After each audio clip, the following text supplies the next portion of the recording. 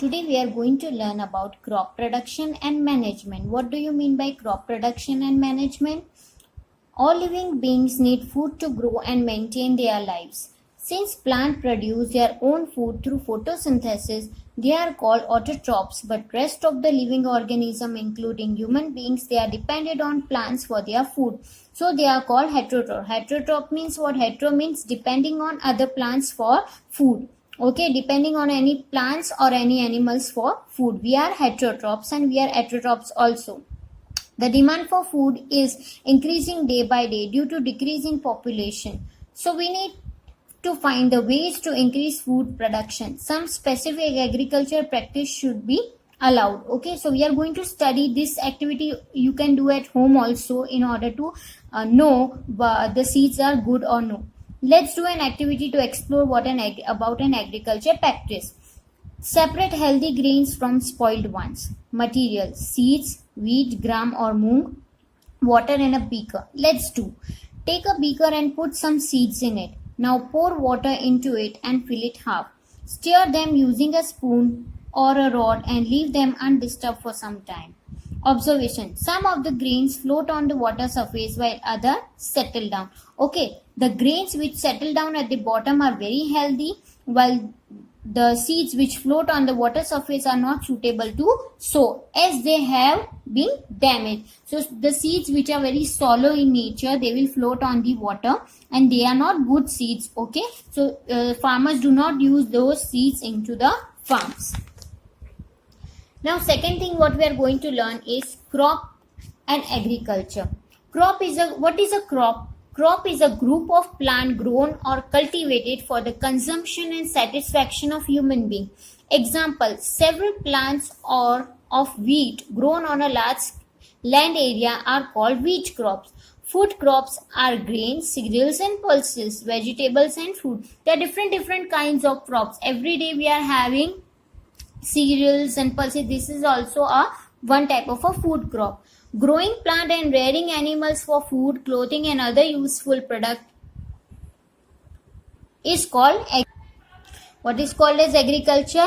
Whenever you grow any plant and rear animals for food, clothing and other useful product is known as agriculture.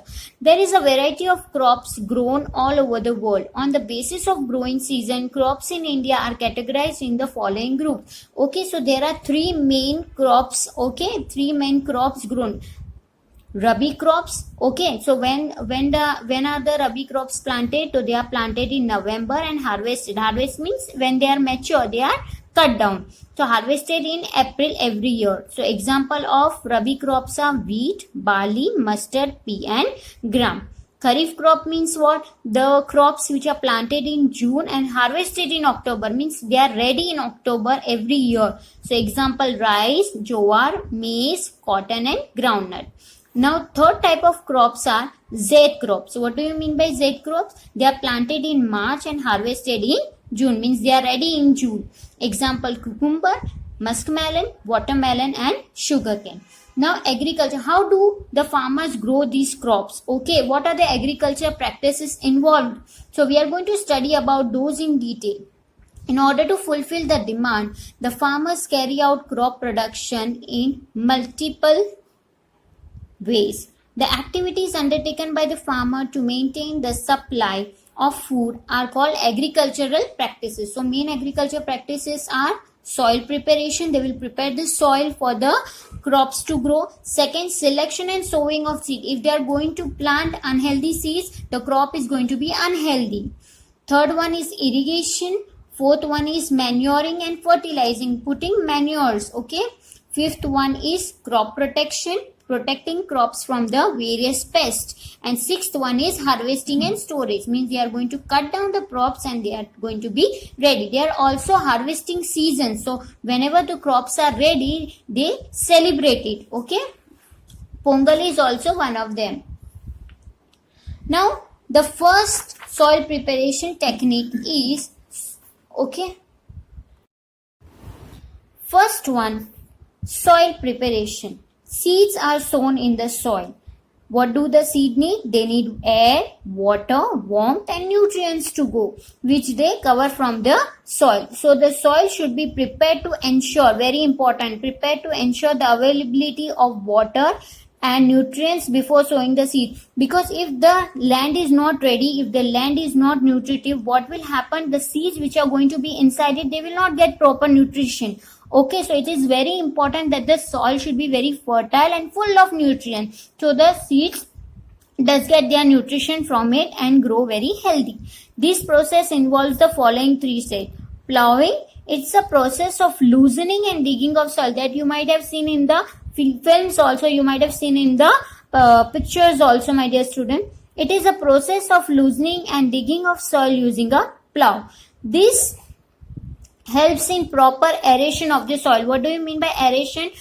Getting proper amount of air into the soil. Air is also important for the worms living inside the soil. Okay, what will happen? What is if the proper air is given to the land? What will be the use of it? It improves the air circulation, hence helping the roots to respire easily. If you are going to do plowing, what is going to happen? It is going to improve air circulation. Okay, air from the atmosphere is going to the ground, and hence all the microorganism living in the ground will also able to get the nutrients or the air, hence helping roots to respire easily. Okay, breathe. It enhances water retaining capacity of the soil. Water retaining means water holding capacity of the soil. Okay, the soil can be able to hold water properly for the seed. Roots can penetrate it deeply into the soil, which helps it hold firmly. Okay, if you are going to do plowing, what is going to, it will create a space in the sand, it will create a space in the land, and seeds will able to go down in the ground. It enables uprooting of weeds in the field and support the growth of microbe. What do you mean by weeds? Weeds is the unwanted plant or crops grown in the middle of cereals or pulses, and it is very very harmful also. So it is very important to take out weeds.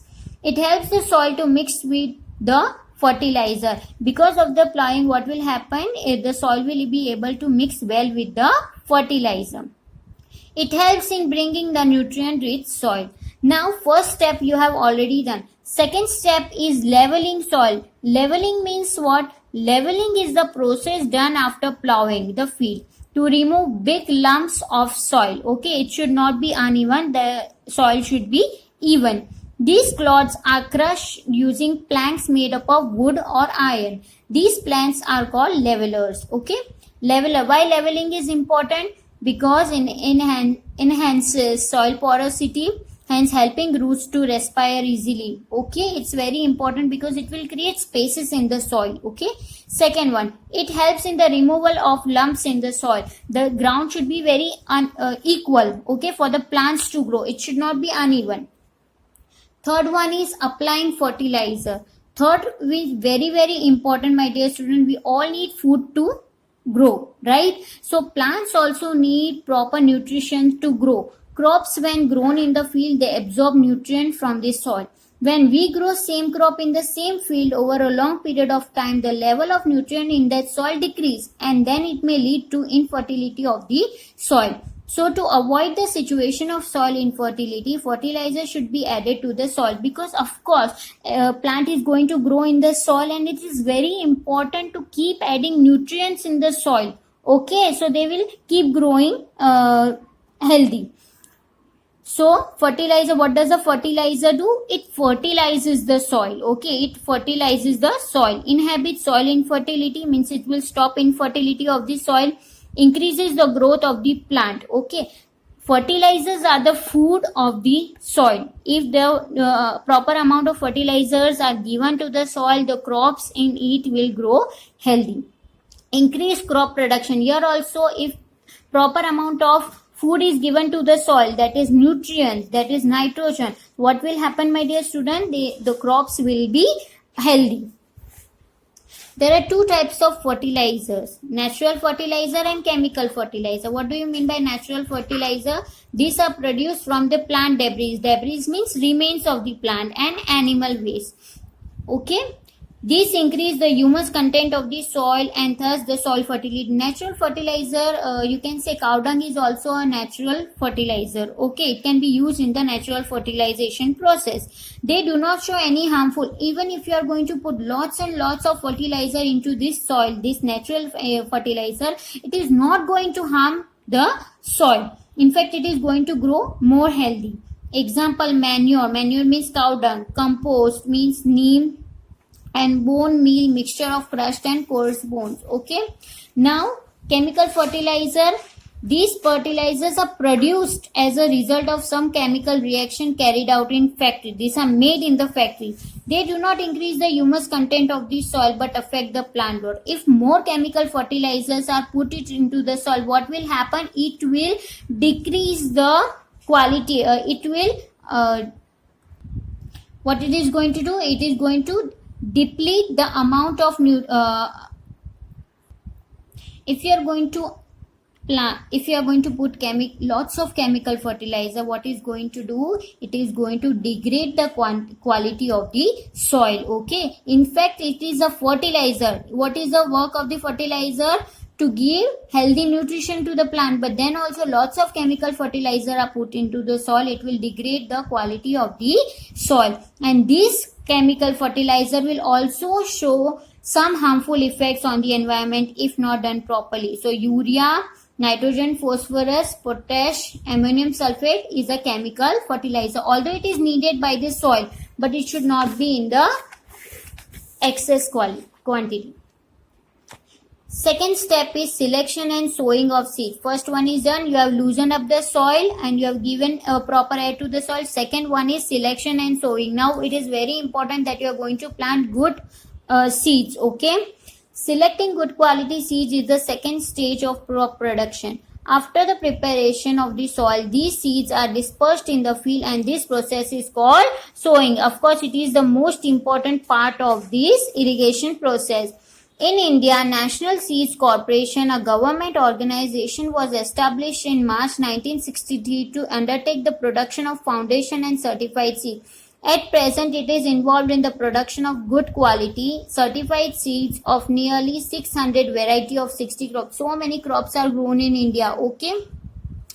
Once the seeds are selected, they are sown in the field. Sowing is a process, very important. Sowing is the process of planting seeds in the soil. Sowing can be done in the following ways. What you can do? A seed drill. You can use seed drill or you can just scatter by your hand. This lady you can see is scattering the seeds by her hand. And here you can see in the picture this tractor is going to plant this good seed into the soil at a particular depth. Okay. So second step is selection and sowing of seed. Third one is irrigation. Now what do you mean by irrigation? All the seeds and crops need water to grow. All kinds of seeds and crop do not need equal amount of water. For example, wheat needs water at regular interval while paddy field needs continued water supply. Okay? Wheat needs water at regular interval. Okay, it needs lots of water, while the paddy such as cotton needs continuous water supply. Okay, the main source of water for all crops is rainwater, but rainfall does not occur all the time. This is why artificial supply of water to the crop is necessary by the different means. Okay, it is very important to keep giving water to the soil. Otherwise, what will happen? The seeds will not be able to grow properly and the crops will not be able to grow properly. Now, irrigation. Irrigation is a process of water supply to the soil by artificial means for the growth of seeds, sown crops. Sources of water can be wells, ponds, lake, canals, dams, etc. So what you can do? You can give water every time the rain is not going to come. Okay, so you have to provide traditional method or you can say modern method to give keep giving water to the soil. Okay, so there are two methods, main method of irrigation. First one is traditional method and second one is modern method. Now in traditional water method, what is going to traditional method, moat or pulley system that you can see, my dear student. You might have seen the well also. Dekli, chain pump, rahat, and modern methods which we are using today, sprinkler method that you might have seen in the garden also, and drip irrigation method. Drip means what? Drop by drop the water is going to the soil, or water is going to the root of the plant. Okay, it is very good method. Now traditional method of irrigation. Okay, traditional method, we are going to study in detail about traditional method of irrigation. Some of the common methods are Mood, Dekli, chain pump and Rahat. These methods involve manpower and animals. Pumps are also used to pull water, that you might have seen in the village area. Okay, these pumps need fuel to run. Though these methods are cheaper but lead to wastage of water. Okay. Furrow, a long narrow cut made in the ground which holds water, is also a traditional method to irrigate the crops. Now see, you can see modern method of irrigation you might have seen in the garden also. Okay, and this is called drip irrigation system, where what will happen, my dear student? All the water is going to go into the soil drop by drop. Okay, fine. Farmers should, on uneven lands where there is a fewer water supply, sprinkle system is used. To one or more central location in the field, water is supplied through pipes. Then water is made to flow under high pressure with the help of pump, and it gets sprinkled on the crop. As the name suggests, sprinkle, it sprinkles the water all around. And here in the drip irrigation, drip means by drop the water will be seeped into the ground. So in this method, water is delivered at or near roots drop by drop, and this is considered to be the most efficient method as there is no wastage of water. This is very useful method. Now farmers should be very careful while watering the crop field.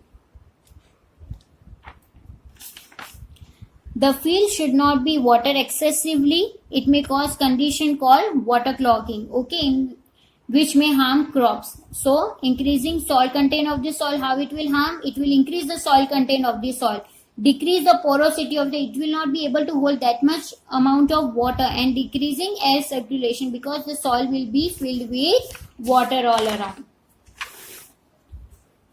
Now in this fourth step, manuring and fertilizing. What do you mean by manure? You might have seen cow dung, and you know cow dung is very good manure. And fertilizing means putting fertilizer into the soil. For two types of fertilizer that we have already seen. Also you can put banana peels or rotten vegetables into the soil. It will only increase the fertility of the soil because they are biodegradable. Manuring and fertilizing. The fourth process involved is called manuring and fertilizing. The process of adding manure and fertilizer to the soil in order to replenish nutrient. Replenish means in order to get back nutrients is called manuring and fertilizing. The crops will use all the present nutrients from the soil, but you need to keep adding, okay? Sometimes it is required to add manure and fertilizer during soil preparation, but in some cases farmers sprinkle manures and fertilizer to the crop field later. Okay, sometimes they can do it earlier and sometimes they can do it later. Crop protection. You all know it is very important for the crop to be protected. Why? If no proper attention is given, there are lots of weeds and there are lots of pests which eat crops. Okay, so what they will do, they will harm the crops and they will eat away all the crops.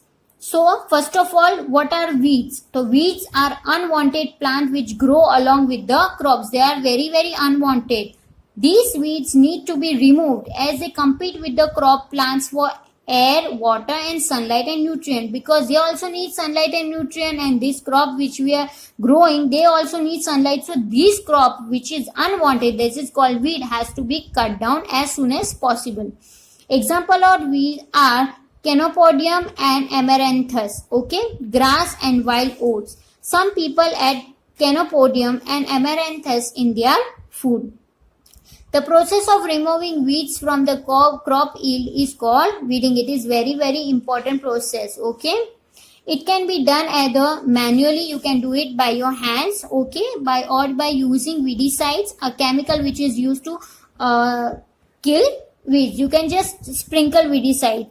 Weedicide destroy weeds without affecting crops. It will not affect any types of crop, but only it will affect the weeds. Example of weedicides are Delapon, Metachlor, Bentazone, Ectochlor, etc. Okay. Disadvantages of manual weeding. If you are going to remove crops by hand, or weeds by your hand, what is going to happen? Lots of time will be consumed, may lead to accidental removal of crop plants. You might not know that you may have removed the actual crops. Implements need proper care as they are made of iron, which are corrosive in nature. So whatever instrument that you are going to use, it has to be used very properly, because if you are not going to use this properly, you are going to harm yourself. Okay. Protection from pests. Pests are animals which damage crops. Rats and insect, example termites and locusts, are common pests of crops. Most pests can be destroyed using chemicals. Okay, some of them can be killed using pesticides. Okay, the chemicals which are used to kill insect, they are called as insecticide. Now, disadvantages of using weedicides and pesticides. If you are going to use lots of weedicides and pesticides, what is going to happen? It will have adverse effect on the farmer's health. What will happen? If they are accidentally in contact with this chemical, it will cause skin disease to the farmer. Also, my dear student, residual effect. Residual means remaining. Traces of weedicide and pesticide may remain in the crops, okay, which can be on the fruit or on the crops, which can be very harmful to the human beings. To avoid this situation, it is necessary to wash grains, fruits and vegetables throughoutly before consuming them. Always your parents tells you to wash the fruits and vegetables which are going to you are going to bring it in the house. Why? Because traces of weedicide and pesticide will harm your digestive system if it is gone inside your stomach. So it is very, very important to wash it properly. Protection from diseases. We all know, my dear student, we have to protect ourselves from disease. Same way, fruits are also can cause disease. Why? Crop plants are also damaged by disease caused by. Who will cause their disease? Microorganism will cause them disease, such as bacteria, fungi and viruses. This disease can be controlled by spraying antimicrobial chemicals such as Bordeaux mixture. Okay, it can be sprayed onto the plants or onto the fruits. Okay, it will stop the microorganism for further degradation. Okay. Now, harvesting and storage. Do you know, students, what is called harvesting? Harvesting is the happiest moment for the farmer's life. Harvesting means what? Once the crop is mature, once it is ready, it is cut and gathered. And this process of cutting and gathering of crop, it is known as harvesting. In some area, harvesting festival are also celebrated. For example, Pongal. Fruits and vegetables are plucked by hands, and crops of cereals are harvested by using sickles or with the help of a machine called harvester. Okay, they are used. In both the cases, grains of cereal plants are separated from the rest of the plant after harvesting. Now, this can be done by threshing followed by winnowing. Now, what is called threshing and what is called winnowing? So, threshing means it is a process of beating out grains from the stem. And what is called winnowing? Winnowing, it is a process of separating grains from the chaff. Now, threshing and winnowing we are going to see in a picture. See. This is the picture of threshing and this is the picture of winnowing. Here it is a hard surface. Okay, and here with the help of the wind, all the chaff will be removed. Once the grain are harvested, they are stored for further. Once they are cut, it is very important to store these grains. So, granaries, what should be? They should be dry enough. Grains should be dried and the storage area should be also moisture free. There should be no water should be there in the granaries. Why? Because this water will spoil the grains. Dried grains are then weighed and packed into gunny bags. In order to protect grains from pests and rodents, cleaning and drying and fumigation, etc. Fumigation means spraying all the spraying chemicals, okay, in order to save itself from the rodents. Grains are stored in granaries or silos. This picture also you can see here, granaries. This is called granary where the grains are stored, and this is also called silos. The grains are stored in both of these. Fruits and vegetables are stored in cold storage at temperature below 1 degree Celsius. It is because they contain high water content and they can cause damage if stored at room temperature. Because if they are going to be stored at 37 degree Celsius temperature or at room temperature, what is going to happen to them? They are going to be rotten. They are not going to be healthy. So it's very important they should be refrigerated. Okay, they should be in the cold storage. Other ways to increase crop yield. Yield means what? Production. Okay, how can you increase the crop production? The crop yield increases when farmers carry out basic agriculture practices systematically.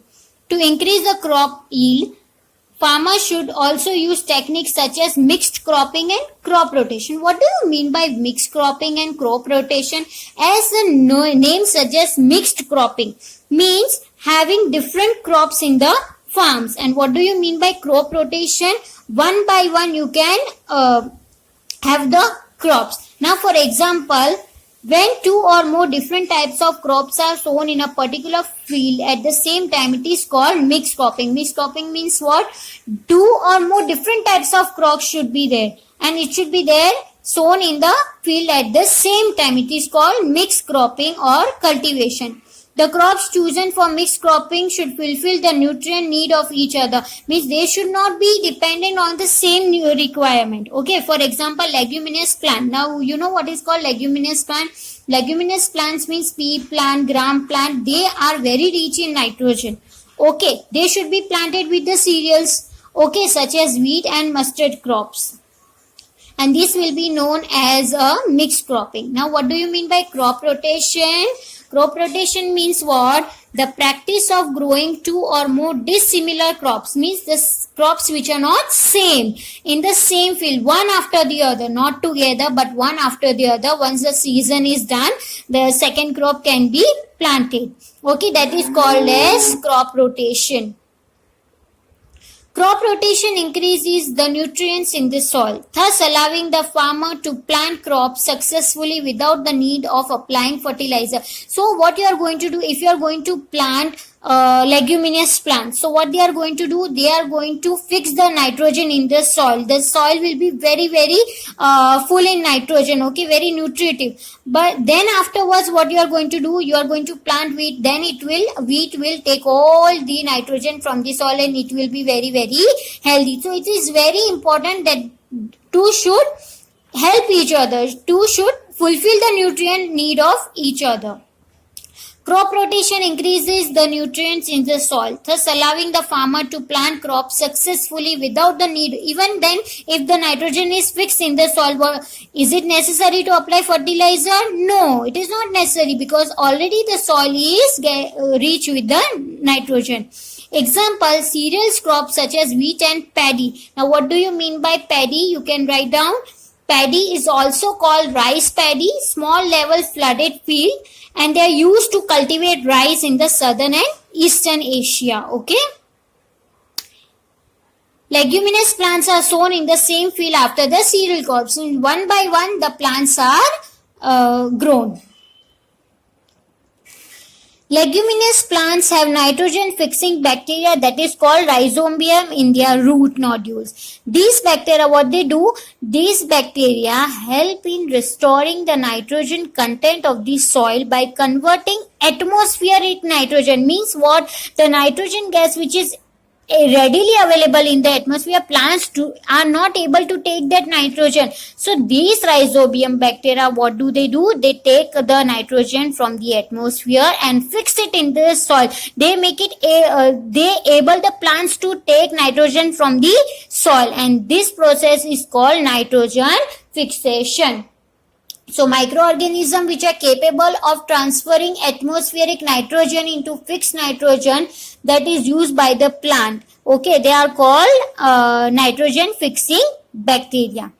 Now, crop rotation also reduces the constant damage of crops by pest and disease, and thus stops the need of spraying the crops with the pesticide. Okay, so one time you have grown the plant with the nitrogen, and one time you have grown the plant without the nitrogen. What is going to do? It will have, the soil will never be devoid of nitrogen. Okay, it will always be full of nitrogen. Okay, so it is very very important, so that the farmers also need not to put lots of chemical fertilizer and natural fertilizer into the soil. Some other ways also include developing variety of crop by crossbreeding two different varieties. This is called hybridization. Two different varieties of plants are taken, say A and B. So anthers from A are removed. This process is called emasculation. And anthers from the plant are taken and its pollen are dusted on the stigma. Stigmas of A are covered by plastic bags. Thus, this process we get by hybrid variety of crops. Okay, so what is this called hybridization, and what is crossbreeding? Crossbreeding means what? The anthers of one plant, okay, are taken, and we all know there are pollen grains on the anther. So these pollen grains are dusted on the stigma. Okay, anthers from the plant are taken and pollen grain are dusted on stigma. Now what is called stigma? Stigma is the female organ of the plant. Okay, so then this way the crossbreeding can happen. Okay, new plants can be developed through this. Now, science talk. Organic farming is an alternative agricultural system which originated early in the 20th century. In reaction to rapidly changing farming practices, organic farming continues to be developed by various organic agriculture organizations today.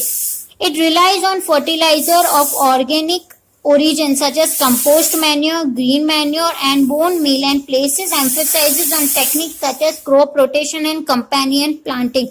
Okay, so nowadays farmers are using organic farming, means they are going you can say chemical free. So for this method what they are doing, they are putting green manure, or you can say cow dung, or you can say remains of plants and animal into the soil, and they are also using techniques such as crop rotation because it is very very important.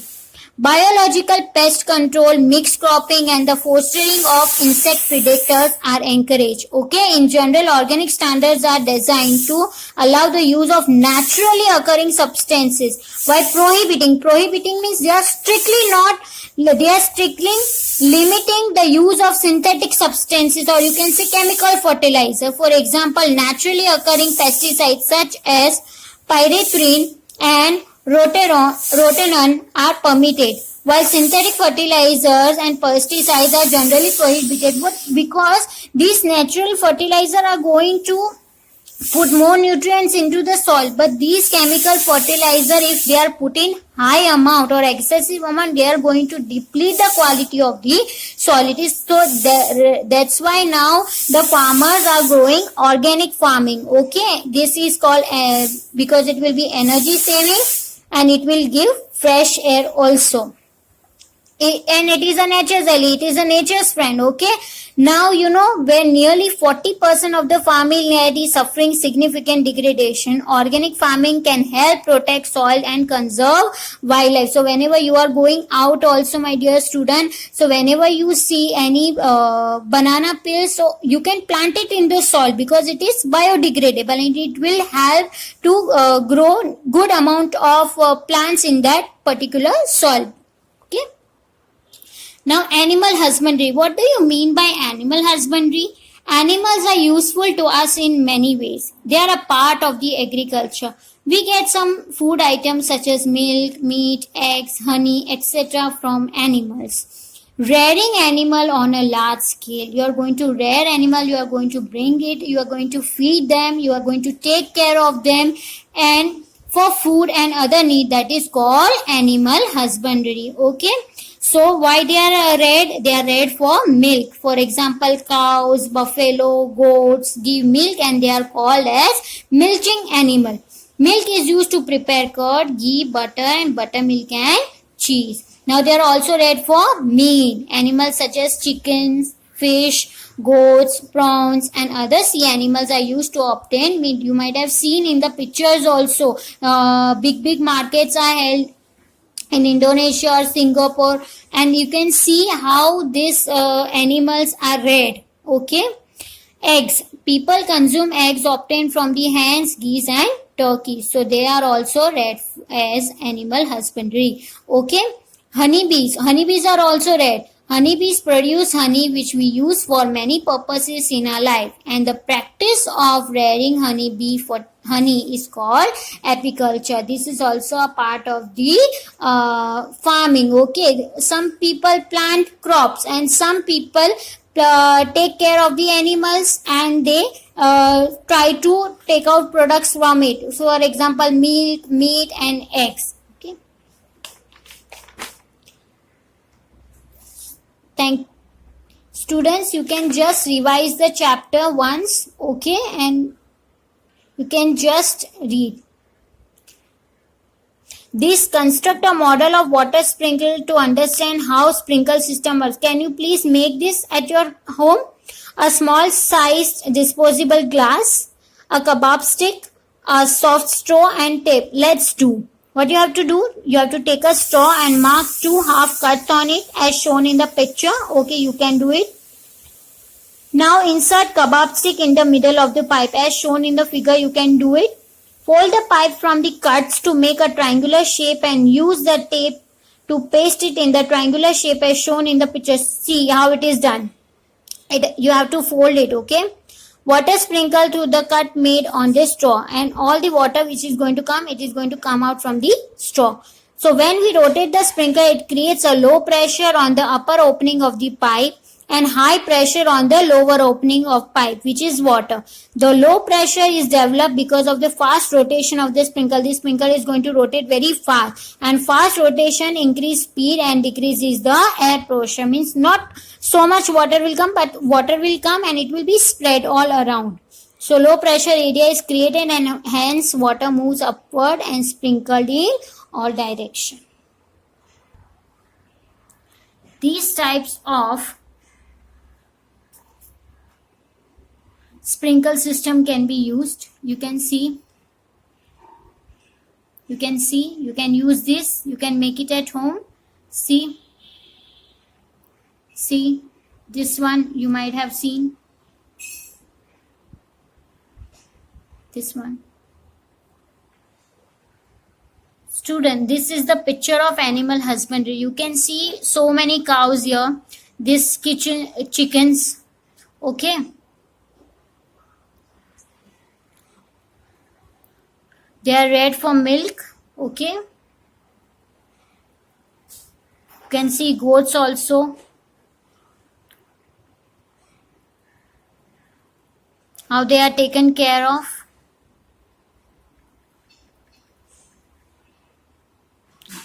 Thank you, student. Hope you have understood the chapter.